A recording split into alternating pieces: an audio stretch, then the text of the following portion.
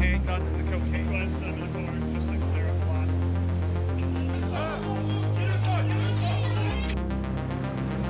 Two Baltimore police officers are on trial this week in federal court for some of the worst misconduct imaginable.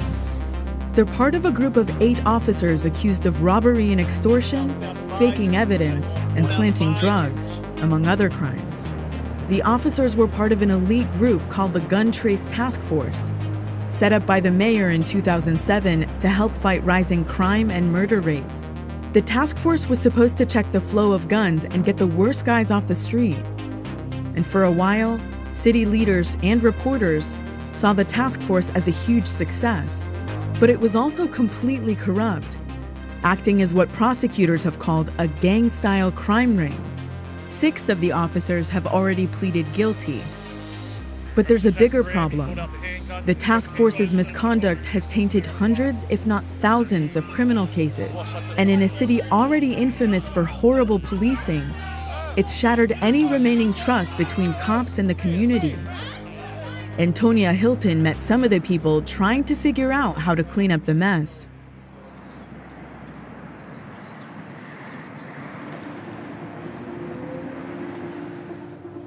It's like so frustrating. This is like, oh yeah, this cop was charged for false information.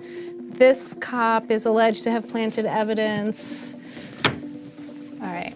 Deborah Levy is a Maryland public defender whose full-time job is now investigating the Gun Trace Task Force and trying to clear the names of its victims. I have a spreadsheet of about 2,000 cases in general that we're trying to undo. 2,000 cases. Yeah, 2,000 cases, and that's what we think would be a conservative number. I can't sleep at night because there's so many that I haven't undone. It's very stressful. It's really stressful. Her job is not simple. Cops' internal affairs complaints are shielded from reporters, lawyers, and the public by state laws that protect officers' privacy. Levy has to fight in court to unseal them. And she thinks the task force misconduct is just the tip of the iceberg. We're convinced that the web doesn't stop with the 8 indicted officers. So we'll take each indictment. And on each indictment, it'll say, on this date, this officer is alleged to have engaged in conduct with this particular officer with these initials. We've then now started filing for the internal affairs documents for the other officers who were present on the scene that day to see if they were involved. In your opinion, do you think the Gun Trace Task Force ultimately made Baltimore more or less safe? Less safe. I think that absolutely 100%. The city is pretty much fallen apart, right? The relationships between the police and the citizens of Baltimore. And that, at the end of the day, everything is based on trust. Oh, boy, man. Golly. This guy ran into was incarcerated with me. Man, glad to see you home. I know you didn't even say I was home, man. That's why I pulled over just to holler at you. You know how I say what I say? The police did some extra shit, some shit they weren't supposed to do. Yeah. January 2014, a group of officers, including 2 members of the Gun Trace Task Force, stormed Sean Whiting's home. The officers suspected he was a drug dealer and, he says, got a warrant to search his home under false pretenses. Once inside, Whiting says they tossed his house and stole $20,000 in cash, some of it drug money, and even took his children's video games. Certain things come to the light, you know what I mean? When you lie about certain things. Whiting filed a police misconduct complaint with Internal Affairs, but no one bought the story until 2017, when the cases piling up in federal indictments sounded very familiar. Do you think people listened to your voice, listened to what you were trying to tell them was going on? Nah, they wouldn't listen to me at all.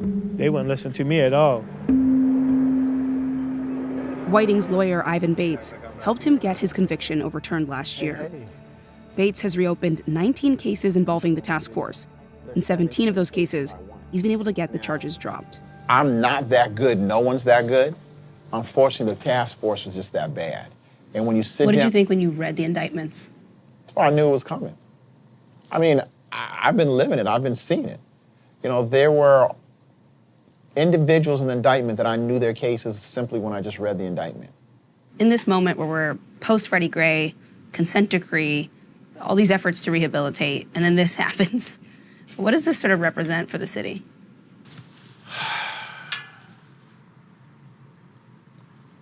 sometimes you have to hit rock bottom so you can get back up. An obvious question that will inevitably be asked of me and the mayor and many others is, are we surprised by the findings of this report? Kevin Davis was appointed police commissioner in 2015, leading the department while the task force committed many of their crimes. There are neighborhoods that say you didn't listen, and you know what, we doubt that it's even, that brazen misconduct is confined to those 8 guys. I can't argue someone out of their experiences or their emotions. And the trust thing, I don't have an easy answer for that.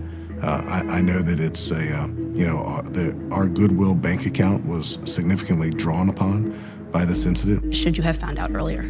I have 3 full-time internal affair detectives that are assigned to the FBI Baltimore Field Office Anti-Corruption Unit. The question, rather, for law enforcement is when bad things happen, and this is certainly a bad thing, what are you willing to learn from it, and what are you willing to acknowledge and do better to improve to decrease the likelihood that it'll ever happen again?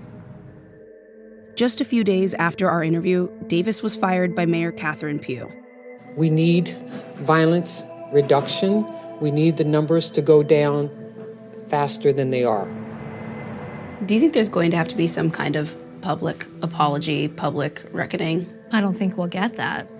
I am not so interested in the public apology as much as I'm interested in getting to the bottom of it. Because until you do that, right, until we can be assured... Your apology doesn't mean very much. No, because I just still think there's still misconduct going on. I mean, there just has to be. In the meantime, she's stuck undoing the damage one person at a time. Hello? So you know how you called me about your conviction? Right. They're willing to undo not just your conviction, but your 2 co-defendants' convictions. Wow, that's absolutely great. You deserve a raise. At this point, you can be very, very hopeful that everything's going to be expunged and it'll vanish off your record altogether. Thank you very much. I really do appreciate it. You're welcome. Take care. Okay. Bye. Right. Yay. For Shaun Whiting, who was released in November 2017, it's 3.5 years behind bars, 3.5 years without his 6 kids. Have you had a hard time getting back on your feet since November? Hell yeah. You come from having a vehicle, you having a house, you having money, they take your money. It ain't like nobody giving me no free money. It's hard. He lives with his aunt now, having lost his house while incarcerated. Apologies and reform won't get any of that back. And we put him in the van, they go to our house and die. Freddie Gray is past tense now. Yeah. Ain't nobody thinking about that. It's nobody thinking about it now. What's done is done. It's done. Does it make you angry? It don't make it, not no more. Nah, not no more. Because it's not going to change. It's not going to change. The only thing it's going to do is slow down. And before you know it, it's back at it again.